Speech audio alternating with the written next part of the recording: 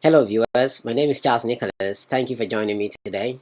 In this short video, I will be introducing to you Intrusion Prevention Systems, otherwise known as IPS, and Intrusion Detection System, also known as IDS. I will be discussing the important role this device plays in securing your network. IPS can be installed as a software onto your computer or as an additional piece of hardware into your network settings. This is a picture of what an IPS or IDS device might look like. First of all, I want to talk about firewall, which is basically the traditional form of security computers and networks have been using. Although firewall is a useful layer of protection, it does not effectively stop attacks like IPS does. There are too many forms of computer attacks and computer viruses and worms on the internet today. And so the need to stop the incessant complex attacks on networks and computer systems in real time have necessitated the creation of intrusion prevention system. Just a quick note, from here on out I will be referring to this device as IPS throughout this video. IPS is an important security layer in a computer network and systems.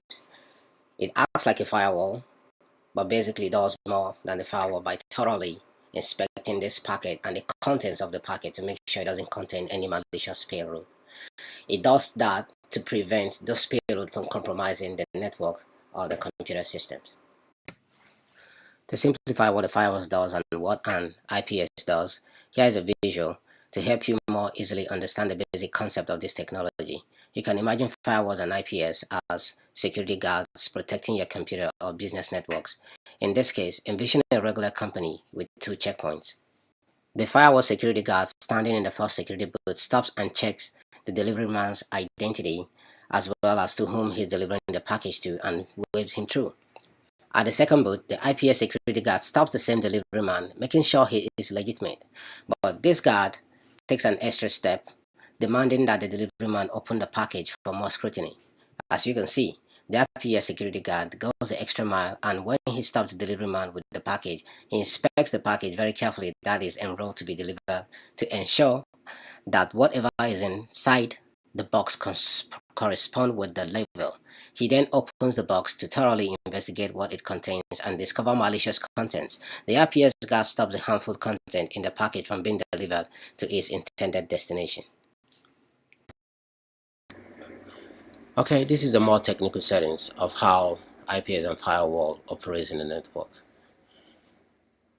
On this side, you will see the internet, then the firewall, the IPS, and the protected network.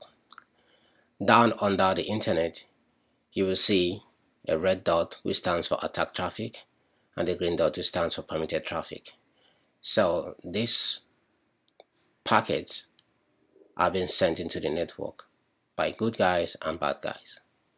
So the firewall basically looks at the header of these traffics, checks for the source IP address and the destination IP address and port number, then waves them through if they correspond. So on reaching to the IPS, as you can see, both files are finding its way into the network. So reaching to the IPS also did the same thing that the firewall does, but take an extra step of opening these packets and seeing what it has in them. So as you can see, the red dot that stands for attack traffic could not make itself to the protected network, but the green one does. So this is how IPS is being operating on the network.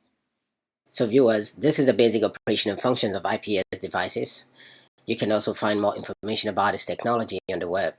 I hope this video helped shed a little more light into this technology and how it's being effectively used to mitigate attacks on computer systems and networks. Thanks for joining me.